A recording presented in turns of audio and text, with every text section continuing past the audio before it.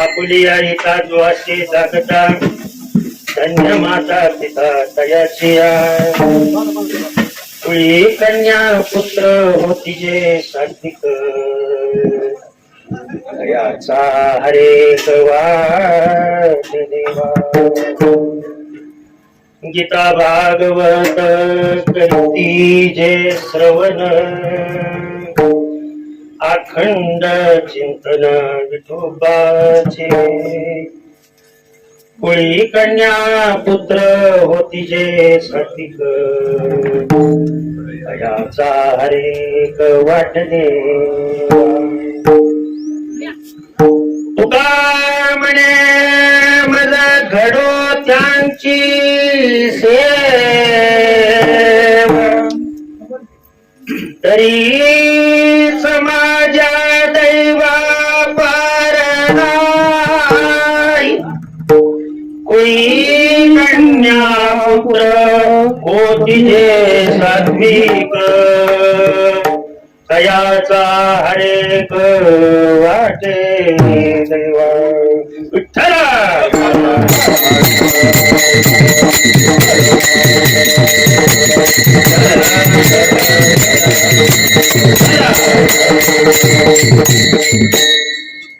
Apulia हिता जोसे जागता धन्य माता पिता तयाची कुळी कन्या पुत्र होती जे सात्विक तयाचा हरक वाटे देवा पांडुरंगा करू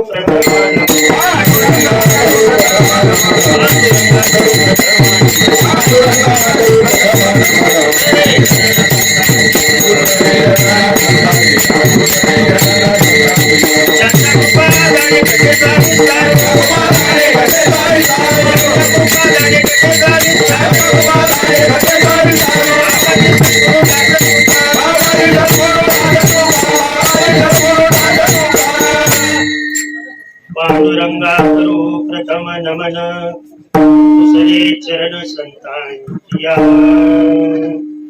त्यांच्या कृपादाने कथेचा विस्तारू बाबाजी सद्गुरु दास तुका ब्रह्मानंदम परम सुखदम केवलम ज्ञानमूर्तिम धन्वादिकम गगन सदृश्यम तत्वमशादि दक्षम एकम नित्यम विमलम चलम सर्वधी साक्षी भूतम भावातीतं त्रिगुण रहितं सद्गुरुं तं नमामि।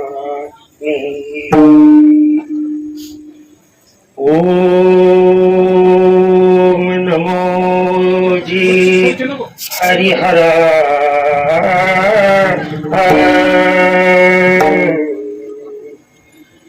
परब्रह्म परमेश्वरा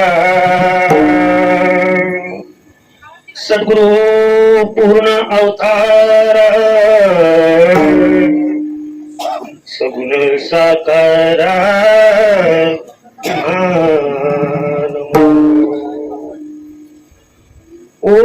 ओम नमो जी हरिहर नंदना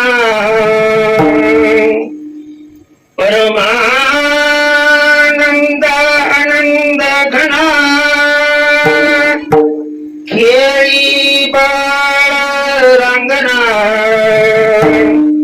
हृदय माझ्या तुम्हा नमो हृदय माझ्या तुम्हा नमो गुरुर्ब्रह्मा गुरुर्विष्णू गुरुर्देवो महेश्वरा गुरुर साक्षात परब्रह्म तस्मै श्री गुरुवे नमः.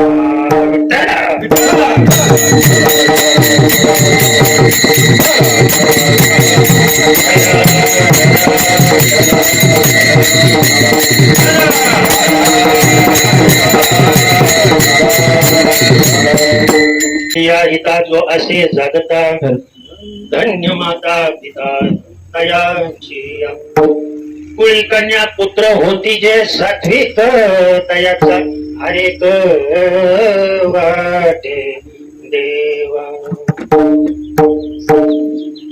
प्रस्तुत कीर्तन रूपी सेवेसाठी घेतलेला अभंग जगद्गुरु जगद्वंदनीय.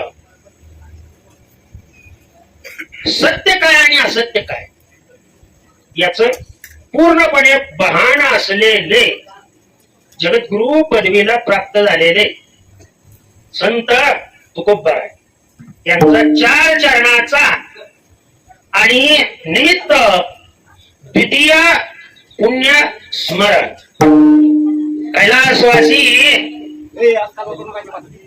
ललिता देवी बबन सिंग जामदार आज आपल्यातून जाऊन 2 वर्ष झाली.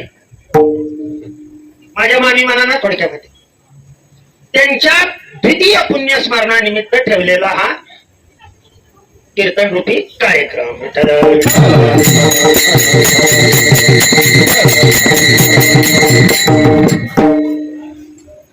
तेव्हा आम्ही नेहमी सांगत असतो बरं का, असे कार्यक्रम करण्यासाठी आपल्या पिढीतून मुक्त होण्यासाठी मुख्य 3 दैवत आपणाला जपावी लागतात. आपणाला सुखाची जर आपण इच्छा करत असेल तर 3 दैवत हे आपले महत्वाचे असतात. त्यापैकी पहिलं ग्रामदैवत, दुसरं आपलं कुळदैवत, लक्षात ठेवा या गोष्टी, आणि तिसरं पितृदैवत.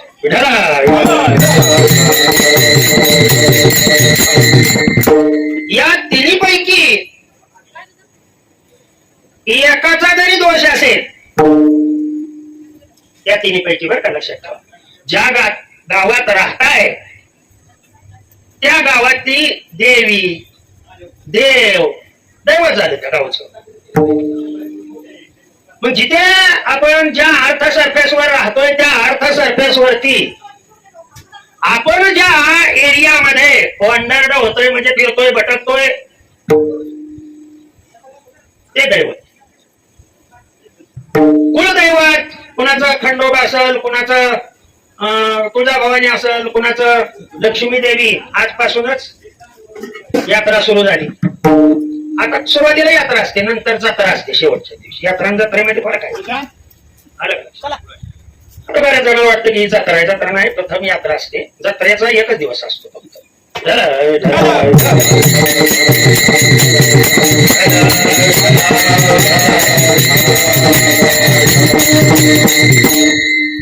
आणि पितृदेव भव मातृदेव भव जिवंत असतानाही आणि जिवंत नसतानाही, हे लक्षात ठेवा. महत्वाची गोष्ट आहे, जिवंत असतानाही पितृदेव भव आणि गेल्यानंतरही पितृदेव मातृदेव भव. हा आशीर्वाद जर तुम्हाला असेल तरच, आणि तो आशीर्वाद मिळवण्यासाठी त्यांचं पुण्य स्मरण ज्या देहामध्ये त्या असतील, आलं का लक्षात. गेल्या वर्षी प्रथम पुण्यस्मरण झालं, तिथून पुढे त्यांना त्यांच्या पुण्य सामुग्रीमुळे मिळालेला देह आणि त्या देहामुळे त्या ज्या देहात ते असतील त्यांना त्या देहामध्ये आनंद द्यावा. मग तुम्हाला जर एखाद्याने आनंद दिला, तुम्हाला काय पाहिजे? पैसे पाहिजे. एखाद्याने तुम्हाला पैसे दिले की ज्याने दिले त्याचा काय करता तुम्ही? शिवाय एखाद्याला त्याला काय करता, ज्यानं दिला त्याचं गुणगान. वा काय माणूस उभा आहे. लक्षात ठेवा या गोष्टी. का करायचे हे कार्यक्रम, नाहीतर रात्रंदिवस काही कारण नसते घरामध्ये. आई बाबावर पोरगच उठतं दांडक घेऊन, ध्यानात आलं का तुमचं? काही कारण नसते, किरकोळ किरकोळ कारण असतात. त्या किरकोळ कारणावर ना घरामध्ये भांडणं सुरू होतात. आणि पुन्हा मग पाहायला गेलं घरामध्ये भांडणं आहे, तम काय ते दोषाची यादीच काढून देतात. आलं का लक्षात? ती लोक असे कार्यक्रम करत नाहीत. बघायला गेले या कार्यक्रमाला 5,000 रुपये. आणि अन्नदान, लक्षात ठेवा, अन्नदान ज्ञानदान दोन्ही गोष्टी याच्यामध्ये घडतात. एक म्हणजे भुकेल्याची अन्न, कुठल्या स्वरूपात आजच्या दिवशी ते इथे असतील हे आपण सांगू शकत नाही. मात्र पुण्य तिथी, आलं का लक्षात? तुम्ही म्हणाल लय शंका येतात, हो येतं काय तुम्हाला सांगतो, शंका ते त्या देहात तुम्ही पुण्यतिथी घालता इथं दारात, मग त्यांना कसं काय पोचायचं आहे का नाही? बरोबर आहे का नाही महाराज? हे काहीतरी महाराज लोकांचं तोतांडा वगैरे वगैरे अनुभव घ्या म्हणजे लक्षात येत आहे. हे सत्य आहे, ध्यानात आलं का? आता तुम्हाला तुमचे खूप दिवसाचे पैसे एखाद्याकडे अडून आहेत. लक्षात ठेवा त्या देहाला कसं मिळतं ते. कळतंय का मी काय म्हणतोय ते? माझं कीर्तन टिवल्या बावलीवारी न्यायचं नाही. सत्य बोले माझी वाचा, काय जे सत्य आहे आणि प्रमाणासह खूप दिवसाचं देण आहे तुमचं. 4-5 वर्ष एखाद्याला पैसे दिले तर ती देणच माघारी तुमची या देहात असून बघा. आणि तुम्हाला आता जन्म मिळालाय, पूर्वजन्मामध्ये जर तुम्ही मनुष्यात असाल, लक्षात ठेवा, आणि त्या जन्मामध्ये तुमच्या पुण्यतिथीचा कार्यक्रम साजरा केला, त्याचं ते 7-8 वर्ष अडकून राहिलेलं पैसे ताबडतोब माणूस, अहो तुम्ही मला हे पैसे दिले होते, कसं पोचतं ते मी सांगतोय. आलं का लक्षात? कसं पोचतो तुम्ही म्हणाल, या जन्माचा त्या जन्माचा काय संबंध आहे? आपण आता आहोत, पूर्वी होतो का आपण? रामायण होतं त्यावेळेला होतो का महाराज? आपण होतो का नव्हतो? अहो आपण होतो. आलं का लक्षात? रामायण घडलं, महाभारत घडलं, सगळं काय जे घडलं नाही इथून मागे, त्या प्रत्येक वेळेला प्रत्येक क्षणी आपण होतो. कारण पुनरुपी जननम पुनरुपी मरणम, आणि तेच इंग्लिश मध्ये लवाझियर या सायंटिस्टने प्रिन्सिपल मांडलंय बरं का? लक्षात ठेवा. Energy can neither be created nor be destroyed, only one form is converted into another form, and total energy in the universe is always कशी constant, no change in energy. Energy बदलत नाही, जेवढी आहे मुळची तेवढीच. बऱ्याच जण मनामध्ये शंका येईल, जेवढी एनर्जी आहे तेवढीच, आणि मग ही लोकसंख्या कुठं वाढते? बरोबर आहे ना महाराज? शंका येणार असं आहे ना, लोकसंख्या वाढती कुठं? आरपरी लोकसंख्या वाढती, पण वाघाची संख्या कमी होती की? आलं का लक्षात? मायक्रो ऑर्गॅनिझमची संख्या कमी होती ना. आता इथं काय थोडी जीवायचं आहे कीर्तन ऐकायला? अहो प्रत्येक कणाकणामध्ये जीव आहे ना. मग त्यांनी नाही ऐकायचं म्हणलं तरी सुद्धा ऐकू शकते का? नाही, नाही ऐकायचं म्हणलं तरी सुद्धा हलूच शकत नाही. लक्षात ठेवा. मग ते इथं नष्ट झालेले दिसले का तुम्हाला? नाही, पण ते उत्पन्न झाले. पण जेवढे उपजतात, निर्माण होतात, तेवढेच मारतात बघा.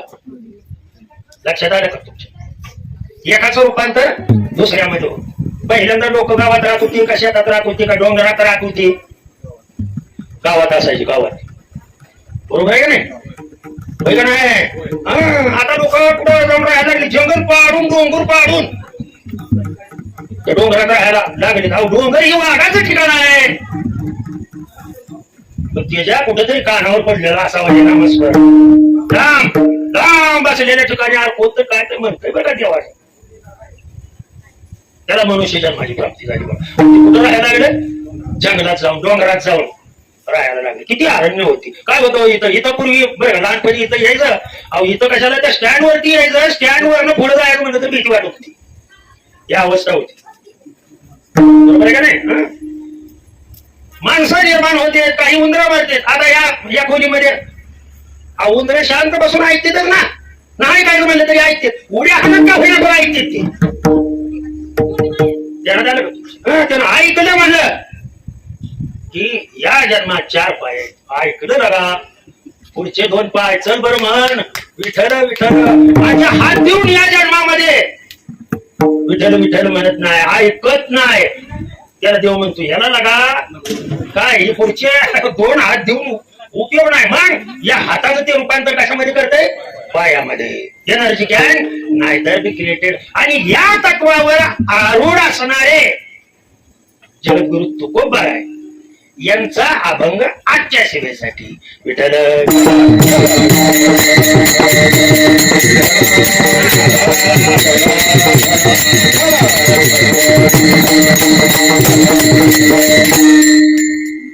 तुम्ही म्हणाल सर हे कसं शक्य आहे? कसं शक्य आहे नव्हे, लक्षात ठेवा. मनुष्यामध्ये जरी त्या उंदराचं रूपांतर झालं, नीट लक्ष द्या. मनुष्य रूपामध्ये जरी आला तर 2 पायाची उंदर जगामध्ये मनुष्य रूपात कमी आहेत का सांगा बरोबर. अनादिकालचे संस्कार आहेत ना ते. उंदीर योनीमध्ये होता. उंदराप्रमाणेच त्या योनीमध्ये तुला जन्म नामस्मरण एकदा ऐकल्यामुळं तुला मनुष्य जन्म दिलाय. मग कशासाठी?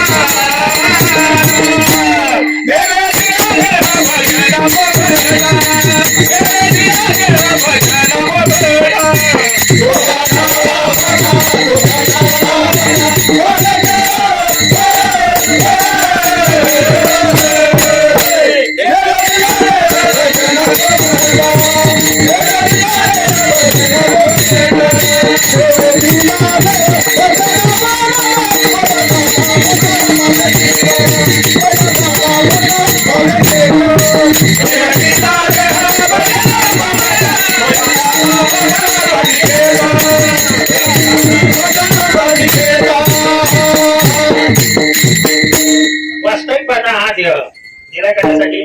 भजनासाठी. बरोबर आहे. पण भजन सोडून तुम्हाला सांगतो उंदरासारखं इकडून तिकडं तिकडून इकडं इकडून तिकडं तिकडून इकडं काय चाललंय काय नाही ह्याच्यामध्ये त्याला काही इंटरेस्ट नाही. लक्षात ठेवा मी काय म्हणतो. बरेच लोक बरं का समजून घ्या 2च गोष्टीसाठी, एक जगणे आणि दुसरं मरणे. जन्म झाल्यानंतर जगावं कसं आणि मरावं कसं? लक्षात आलं तुमच्या? मनुष्य देह दिलाय ना, मग जगावं कसं आणि मरावं कसं हे जगद्गुरु तुकोबार आहे 3ऱ्या चरणात सांगतात बरं का. गीता भागवत चिंता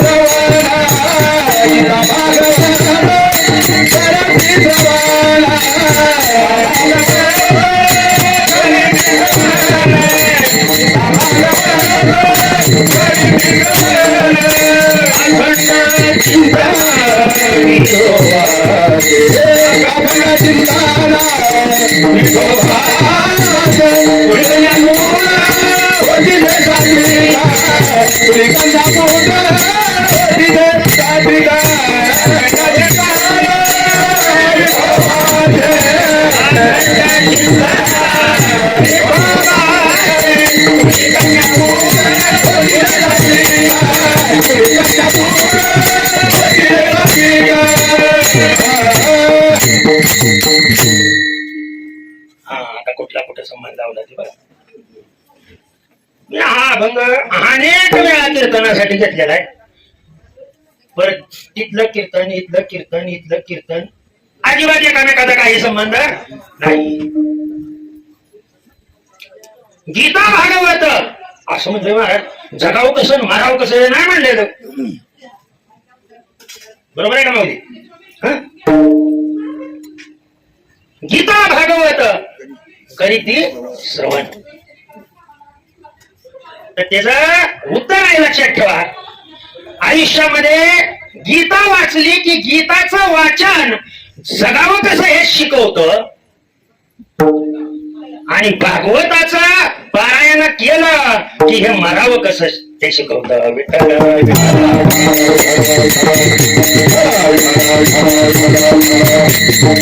जगद्गुरु तुकोबारायांची भाषा आहे. लक्षात आलं? त्यांनी असं म्हणलं नाही काय गीता गाथा भागवत असं म्हणलं का नाही. वास्तविक पाठा बरोबर आहे का नाही? मग आता तुमच्या मनात प्रश्न आला असेल ना सर गीता जगावं कसं हे शिकवती, भागवत मारावं कसं हे शिकवती. बरोबर आहे का नाही? बरोबर का नाही? बरोबर आहे.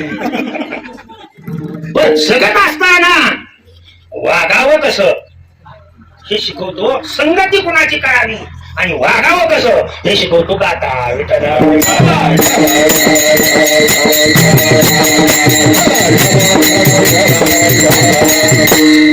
जगद्गुरु तुकोबारायांच्या तावडीतून तुम्ही आणि द्या सोडून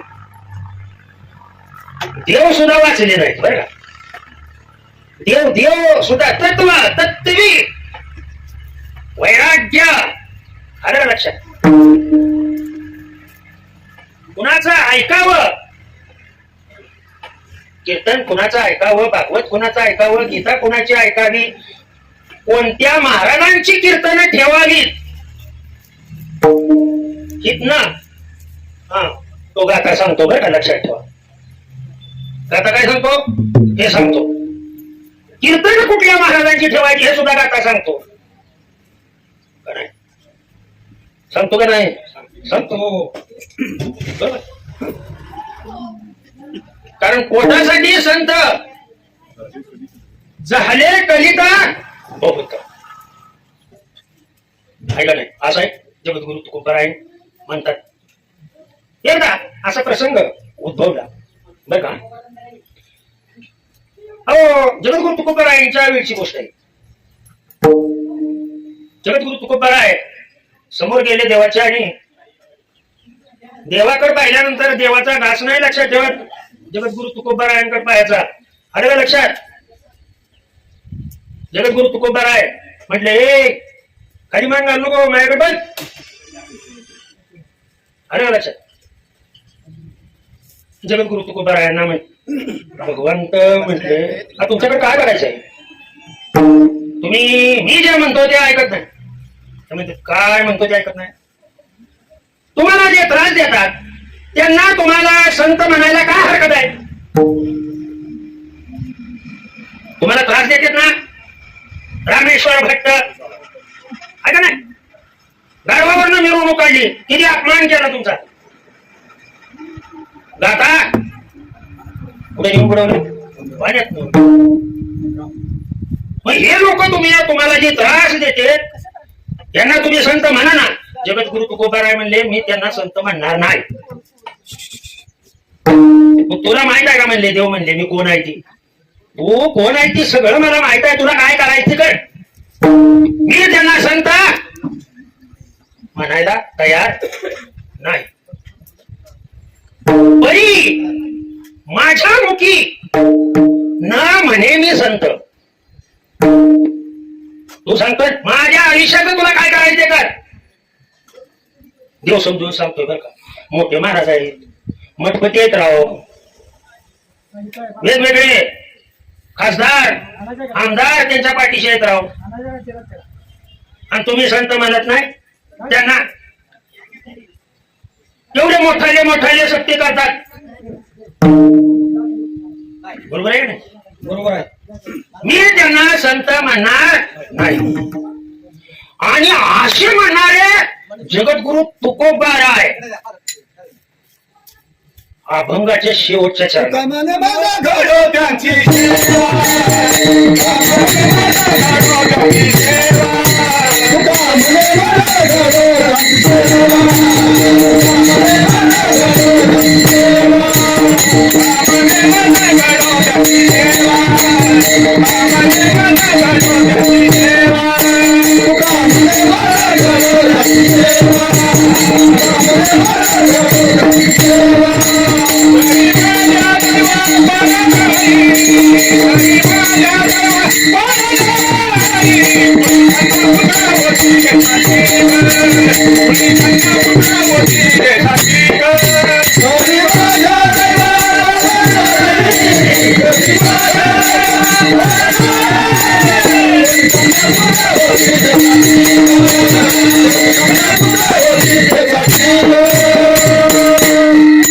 असे जगद्गुरु तुकोबाराय.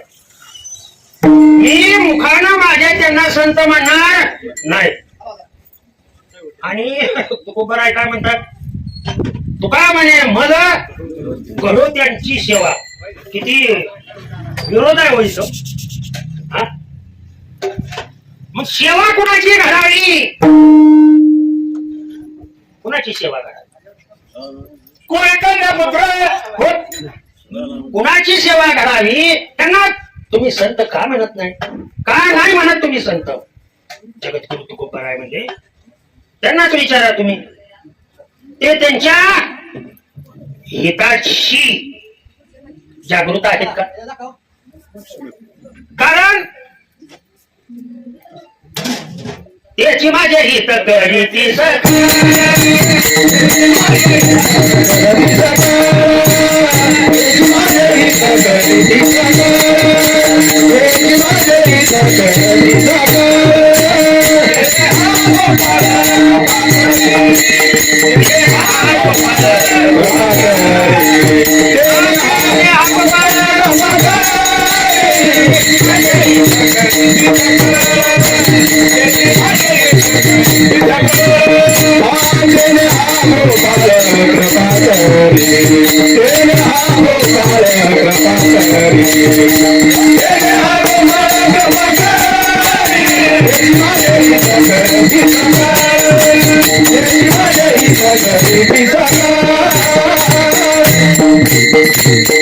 आणखी पुढचं कोड.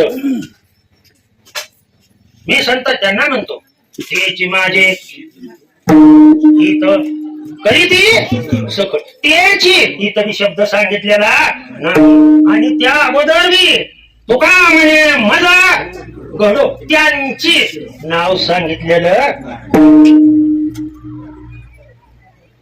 बरोबर आहे ना? हे संभाषण चालू आहे बघा भगवंताचं आणि जगद्गुरु तुकोबारायांचं संभाषण चालू आहे. ते हिताला जगे का नाही? ते हित करणार आहे का? जगत कल्याण ते करणार आहे का? ते माझं हित करणार आहे का? अहो ज्यांना त्यांचंच हित माहित नाही त्यांना मी संत कसं म्हणू? लक्षात आलं का? हे बघ लक्ष द्या. हित कशात आहे हे माहित असलं पाहिजे, होय का नाही? मग प्रथम जगाला हित कशासाठी आहे, कशात आहे हे सांगण्यासाठी आपल्याला हित माहित असलं पाहिजे का नाही? बरोबर का? म्हणजे अभंगाचं पहिलं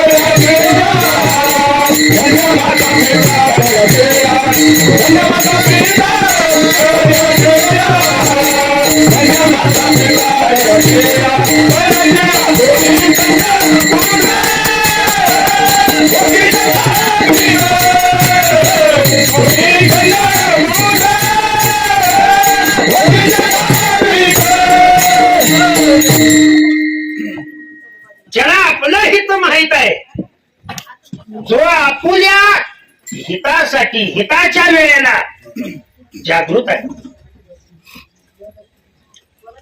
हिताच्या वेळेला जागृत असणं फार महत्वाचं आहे. आणि आपलं हित काय हे आमचे जामदार कुटुंब, बापूसाहेब जामदार आणि सौ सुषमा जामदार या कुटुंबांना कळालं, लक्षात आलं का? त्यांना अनुभव आला, आई असतानाचाही अनुभव आला आणि आई गेल्यानंतरही अनुभव आला. हा, जास्त आणि ते हित, त्या हिताला लोक कसे आहेत ते तुम्हाला सांगतो. काही जण जागे आहेत पण हित माहित नाही, काही जण जागे बी नाहीत आणि हित बी माहित नाही. लक्षात आलं? काही ना हित कशात आहे ते माहित आहे पण जागे नाही, आणि काही जण जागेही आहेत आणि हित कशात आहे तेही माहित आहे. मग ते देवाला जगद्गुरु तुकोबाराय म्हणते बरं का, लक्षात ठेवा. ते जागे आहेत का? त्यांना त्यांचं हित माहित आहे का? तर ते मला हिताचा रस्ता दाखवते, बरोबर का? जागा असणं फार महत्वाचं आहे, लक्षात ठेवा. क्षणभर सुद्धा झोपून चालत नाही. त्याला किती तुम्हाला दृष्टांत देऊ, लक्षात ठेवा. एक म्हणजे मला 2 तासात कीर्तन नाही करता येत, त्याकडे उरक्त घेतो पटापटा पटापटा. अजिबात दृष्टांत येत सांगितलं का मी? नाही. मुख्य अभंग सांगायला त्या वेळेला वेळ पुरत नाही, दृष्टांत कुठनं पुन्हा सांगत बसायचं. लोकांना 12 कधी वाजते ह्याचं पडलेलं असते, ध्यानात आलं का तुमच्या? मग आता जाग जर नसेल तर काय होतं? बरं, आता इथं एक महत्वाची गोष्ट आहे बरं का. पास पोरग होत 90% आणि सत्कारा आई बापाचा करा असं जगद्गुरु तुकोबाराय म्हणते. किती प्रश्न निर्माण होतील? आम्हा प्रश्न प्रत्येक अभंगावर निर्माण होतात बरं का. जेवढं झालं हे आतापर्यंत झालं त्या चिंतनावरती प्रश्न एवढे आहेत, लक्षात ठेवा. गीता भागवत करीती श्रवण म्हणजे ऐकती, पण ती गीता भागवत सांगणारा वक्ता पाहिजे की होते, काय करायचं? वक्ता असला तरच ऐकू शकते ना. प्रश्न पहिला, किती प्रश्न निर्माण होते ते बघा. आता समजा हा आमचा मृदंगमणी आलं का लक्षात? हरिभक्तपरायण मयूर महाराज सुतार, आणखी 16-17 वर्ष वयाचं. आलं का लक्षात? आता हे 12वीला 80% पास झालं. किती टक्क्यांनी पास झालं? म्हणजे आता कष्ट कुणी घेतलं सांगा बरोबर? त्यानं घेतलं का नाही? जेव्हा कुटुंब आहे तसं म्हणून नाही, ती 80% पास झालं ना, त्याचं फळ त्याला मिळायला पाहिजे का नाही? तसं नाही. म्हणजे मग सत्कार कोणाचा करायचा? धन्य माता पिता याची किती विशेष आहे बघा बरोबर. अहो एखाद्याला पैसे तुम्ही दिले ते तुम्हालाच दिले पाहिजे तर नाही माघारी. अहो मी काय म्हणतोय, तोंडाने घास आपण खातोय, दुसऱ्याचं पोट भरलं पाहिजे का? आपलं पोट भरण्यासाठी बघा काय दिला तुम्ही जेवण करता, सुषमाचं पोट भरतं का? असं होईल ना? नाही ना, असं होऊ शकत. मग इथं महाराज म्हणतात कसे? नुसते प्रश्न निर्माण करून मी सोडतो बरं, लक्षात तर लक्षात ठेवा. आशे पुत्र काय म्हणतोय मी? आशे पुत्र त्याची अगोदर शब्द मान कोणाला दिलाय? कन्येला दिलाय. आणि म्हणून आजच्या कार्यक्रमाला ज्या मातोश्री गेल्या त्यांची कन्या सुद्धा आहे बरं का, लक्षात ठेवा. कळतंय का मी काय म्हणतो? कारण दोघांनी मिळून हे कार्यक्रम करायचा असतो. नुसत्या पुत्राने नाही किंमत झिरो आहे. हा इथं पहिला अधिकार कुणाला आहे? कन्येला. आता कन्या कुणाला म्हणायचं? बरोबर आहे का नाही? बरेच लोक म्हणतील काय येड बी लागलं काय? मोठी जन्माला आली ती कन्या, तिला कन्या नाही म्हणायचं, तिला अपत्य म्हणायचं. तिला काय म्हणायचं? अपत्य. कन्या नाही. लक्षात आलं का? कन्या हे नाव शबरीला शोभत. कुणाला? शबरीला. माझ्या मुक्ताईला शोभत, जनाबाईंना शोभत. मग हे नेहमी पोटी जन्माला आलेली ही अपत्य का म्हणायचं? सदा आई बापाचं पतनच होतं हो, त्यामुळे त्यांना काय तुमचं हे अपत्य. पुत्र कुणाला बी नाहीत म्हणत, पुत्र कुणाला म्हणायचं? लक्षात आलं का तुमचं? ते तुमचं अपत्य असू शकेल. पण पुत्र आणि कन्या कुणाला म्हणायचं? की जे आपुलिया हिता हित माहित आहे आणि जो कसा आहे जागलाय. आलं का लक्षात? या व्यक्तीसाठी ते आहे. झोपल्यानंतर परिणाम काय होतो हे अभिमन्यूच फेमस उदाहरण आहे. सुभद्रा माझ्या सुभद्रा कोण अगोदर? कोणती सुभद्रा? आपल्या शिक्षण मध्ये राहणारी का बचिरीला राहणारी? सुभद्रा कोण? अर्जुनाची पत्नी हो. भगवंताचं ना अर्जुनाचं नातं काय होतं हे तर माहित असेल. आणि ती श्रीकृष्णाची बहीण. मग डोहाळ 5व्या महिन्यात माहेरी नेण्यासाठी भगवान श्रीकृष्ण घेऊन जाताना डोहाळ तिला कशाचं लागाव पा? हे म्हणजे मला युद्धाच्या गोष्टी सांग. युद्धाच्या गोष्टी ऐकण्याचं डोहाळ आम्ही. अलीकडे माता भगिनींना कशाचं लागेल हे सांगू इच्छित नाही. कोण शाबीची माती खात, कोण काय नाही, कशाचं बी डोहाळ लागते. तिकडे जायचंच नाही ना. विचार करा थोडासा आणि युद्धाच्या गोष्टी सांग आणि असा डावपेच सांग की डावपेचामध्ये. आता डावपेच म्हणल्यानंतर चक्रव्यूह आत घुसणे आणि बाहेर पडणे. आता चक्रव्यूह सांगत असताना सुभद्रा जागे का? हा जागे जागे जागे दादा. आलं का लक्ष? लईच ताणून जागे म्हटलं की अतिशय सूक्ष्म चिंतन चालू केलं.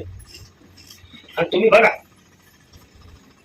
कुठलाही अवघड विषय असू द्या किंवा अतिसूक्ष्म वाचन असू द्या, कुठलंही पुस्तक घ्या तुम्ही वाचायला समोर आणि मन लावून वाचा. तुम्हाला झोप लागते का नाही बघा?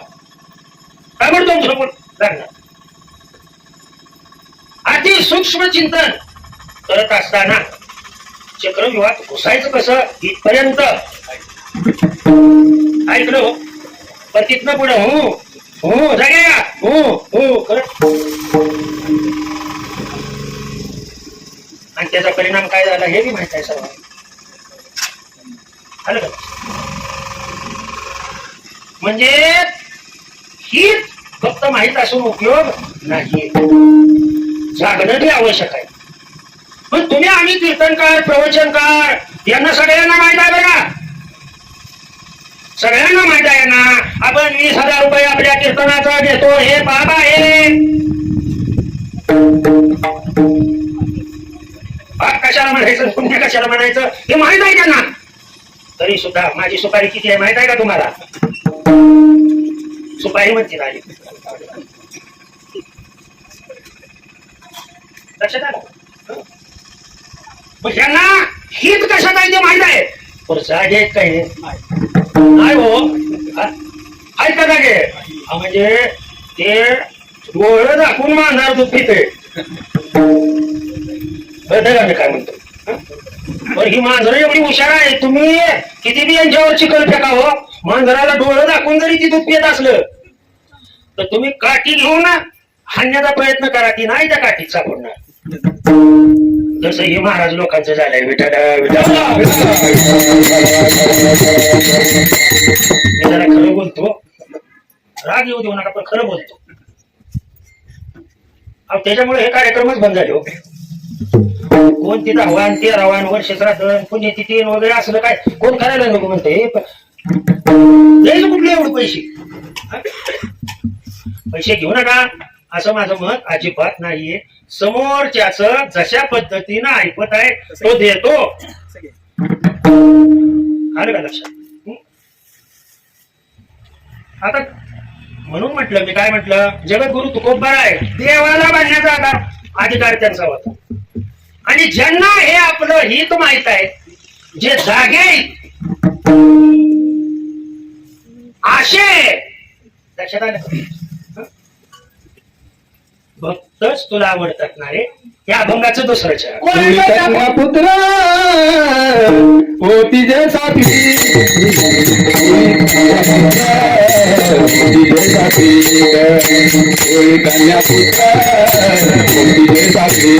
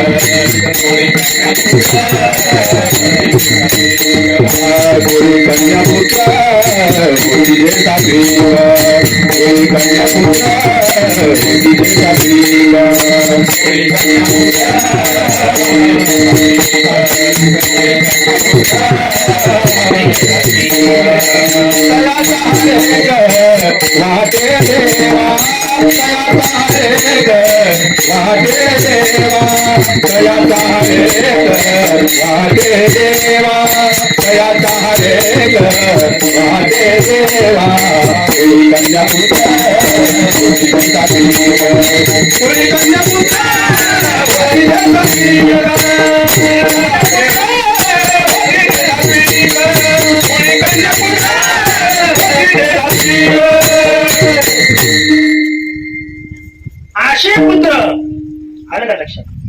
अशी कन्या की जे आपल्या स्वतःच्या हिताला प्रथम जागतात. लक्षात आलं तुमचं? हित फक्त माहित असून उपयोग आहे का? नाही.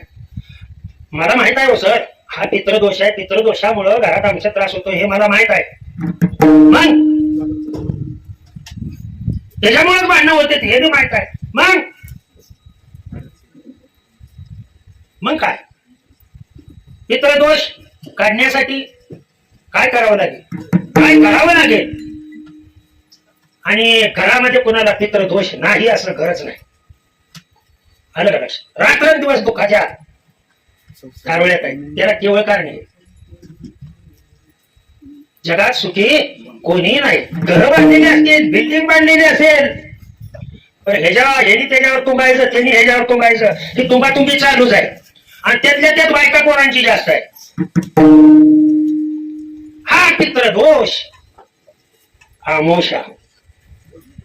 आलं का लक्षात? हा कार्यक्रम कीर्तनाचा कार्यक्रम, अन्नदानाचा कार्यक्रम आणि पितृदोष काढण्यासाठी ब्राह्मणाकडून केली जाणारी पूजा, ही जर तुम्ही आमोशाला केली, लक्षात ठेवा आमोशा दिवशी बरं का, तर तुमचे एका नाही पाठीमाग 100 पिढ्याचे पुत्रदोष निघून जातात. लक्षात आलं? सत्य परिस्थिती आहे ती सांगतो आपल्याला. काही गोष्टी दिसत नाही, त्याच्यासाठी तिकडे त्र्यंबकेश्वरला जायचं, नागबळी वगैरे वगैरे हे सगळं आलं का लक्षात? पैसे घालवण्याची काम आहे. साधं सोपं मी सांगितलं, गोर गरिबांना करता येणारं साधं सोपं सांगितलं. आणि तुला एवढा बी खर्च करायचा जमत नसेल तर आमुष्या दिवशी ब्राह्मणाला बोलवून पूजा कर.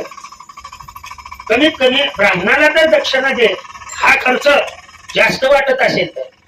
आणि एक 5 वारकरी बर का जेवण घाल. कार्यक्रम हा का करायचा? हा का करायचा? कारण फार मोठा आहे. लक्षात ठेवा, पवित्र तुळशीची माळ गळ्यामध्ये धारण केलेल्या व्यक्तीच्या पोटामध्ये जर 4 घास आपल्या या हाताने दान झालं तर त्याच्यासारखं महत् पुण्य कोणतंही नाही. आलं का लक्षात? सत्य सांगतोय. 4 बोकडं कापून माणसं गाव जेवण करणं ह्याला पुण्य नाही म्हणायचं. आलं का लक्षात? सत्य आहे ते सांगतोय बरं. जे जे मालकरी आहेत त्यांच्या हातावरती पाणी घातलं का तू? बाबा तुझ्या दारामध्ये घरेल भोजना उच्चिष्टाचे. आधाराशिवाय मी अजिबात बोलत नाही, जे संत महात्मे सांगतात. आलं का लक्षात? आणि ह्यात पडलं का नाही म्हणजे जे जा थोडं वाटायला सुरू कर.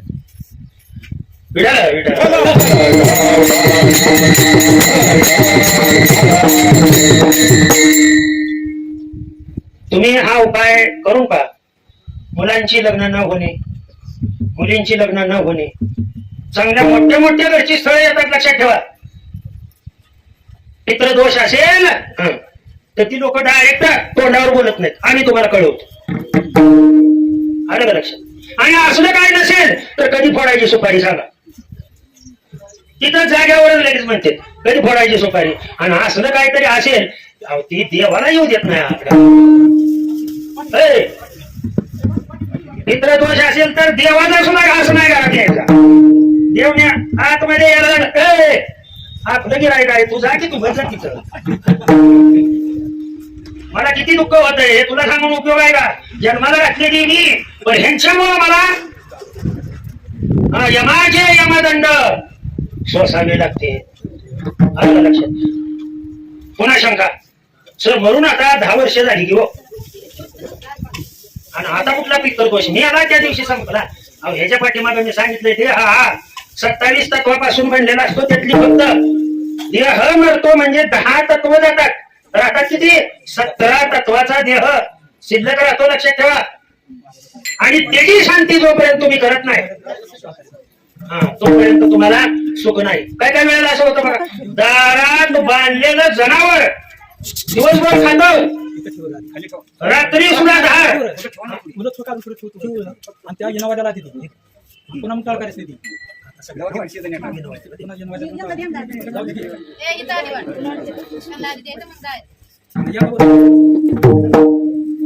तर हा विषय लक्षात ठेवा. रात्रभर पुन्हा झोपताना सुद्धा चांगलं असतंय. संध्याकाळी धार काढली अहो 6 लिटर बहिण दूध दिलं, सकाळी बघतो तर मरून पडली. सत्य आहे ते मी सांगतो. लक्षात ठेवा. अहो काल हा माणूस चांगला होता आणि आज ऍडमिट झालं का? काय झालं त्याला? काय झालं? मूत खराब आलाय. लक्षात ठेवा. तुका म्हणे पापे जाती संताजी या जपे, पण हे येतात का? येती रोगाची आरोपे. रोग आहे ना आपल्याला, रोग त्याला कारण सुद्धा ते ध्यानात आलं का? तुम्ही असं समजू नका हा काय संबंध आहे त्यांचा आणि माझा, गेले ते गेले. अरे हलकटा, माझ्या भाषात सांगायचं म्हणलं हा मित्र दोष नाही म्हणतोस, मग त्यांनी आजोबा पंजोबा खबरोबा याच्यापासून आलेली संपत्तीचा उपभोग घेतो, तुला लाज वाटत नाही?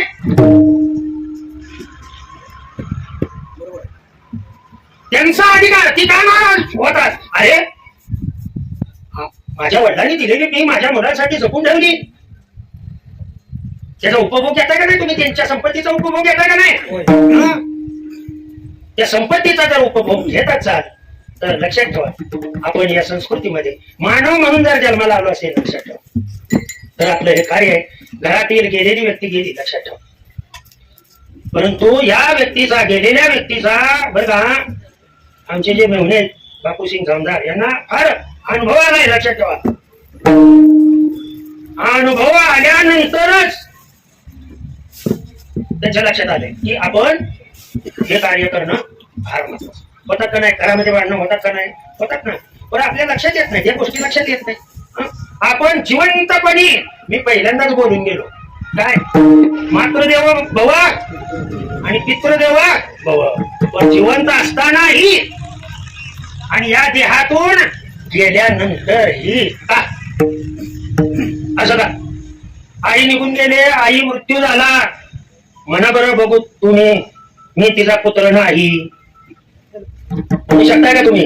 नाही म्हणू शकत हो. नातच असं आहे, लक्षात ठेवाय. त्याच्यामुळं योग्य वेळेला लक्षात ठेवा, ज्या देहामध्ये ती व्यक्ती असेल. मी अगोदर आता कीर्तनाचा भरपूर भाग मी अगोदर सर्व सांगून गेलोय. यथामती यथावकाश दिलेल्या कालावधीमध्ये सेवा आटोपती घेण्याचा मी प्रयत्न केला. ज्यांना श्रवण करायची संधी मिळत नाही त्यांनी काय करावं? अखंड चिंतना विठोबाचे. कसे? मी सांगतो. विठोबा कुमार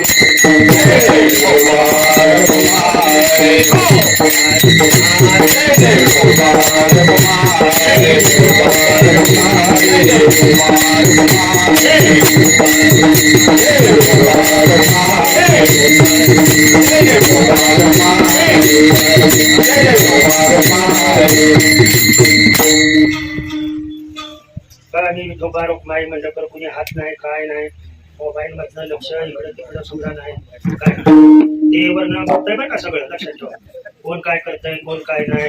हात दिले देवाने, टाळी सुद्धा नाही ध्यानात आलं. आता जर अशी नाही वाजवली तर पुढच्या जन्मात बघा हो का अशी आहे, अशी अशी लक्षात येतं. वाजवून दाखव अशी टाळी कोण वाजवतो ती माहित आहे. आता जर तुम्ही नाही वाजवली आणि मुखाने जर नामस्मरण नाही केलं तर पुढचा जन्म मुख्याचा आहे, मुख्याचा. कळलं का? आता इथं पेड वाटायचा कार्यक्रम असू द्या बघा, मला मला मला मला तोंडाने बोलून पुढं पुढं हात करून जाते पळत. तर हात नाही बाबू असं करू नका. हात जोडून माझी विनंती आहे, तुम्ही इथं सर्वजण आलाय, हाताने टाळी आणि मुखाने नाम विठोबा कुमार.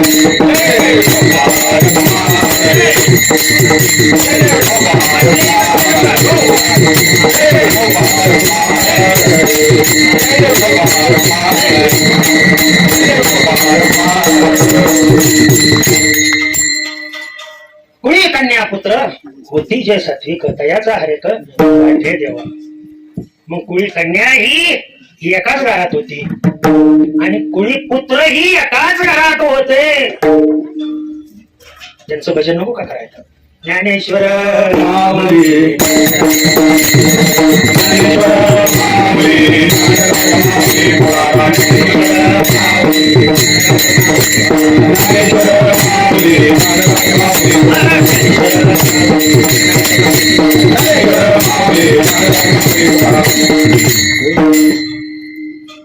झालेली सेवा. फार तत्पूर्वी अभंगाची शेवटची चालू आहे आणि मग पुन्हा पुंडलिक वरदा विठ्ठल केल्यानंतर सर्वांनी इथं समोर येऊन फुलं टाकायचे, दगड नाही खाणायचे. हो असं ध्यानात आलं. आपलं पुण्य कसं आपण सहजासहजी लक्षात आलं. ते काय लग्नात तांदूळ नाही टाकायचे, आता ते तांदूळ सुद्धा आशे टाकावेत बरं का. तर ती लोक सगळी अशी वाट कशी असाच मार आता असाच मार असाच मार आशीर्वाद द्यायला आलेली लोक कसा आशे टाकायचे असतात ना. कोण तर भटजीच्या कमरावर राहते अवघड गोष्ट आहे सध्या. म्हणजे म्हणाचा हा तुम्ही दोघं जण तुका म्हणे माझा गरुडांची सेवा तुका म्हणे माझा गरुडांची सेवा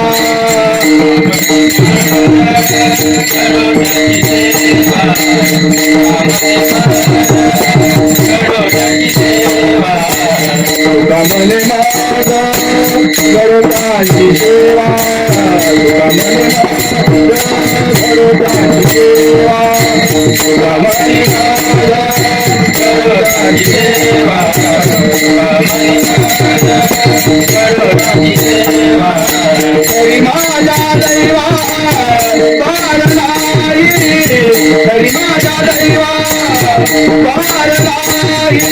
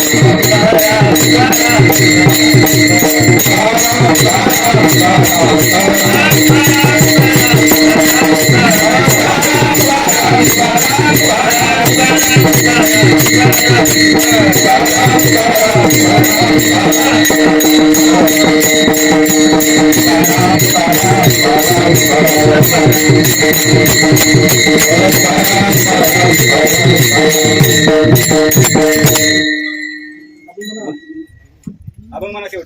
आम्ही जातो तुम्ही कृपा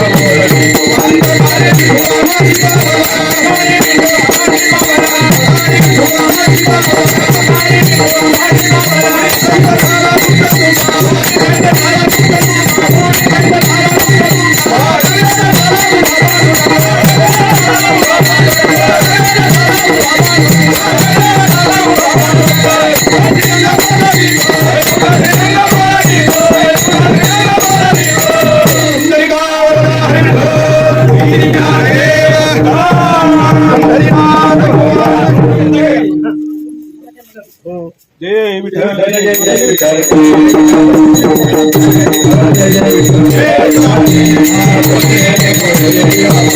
जय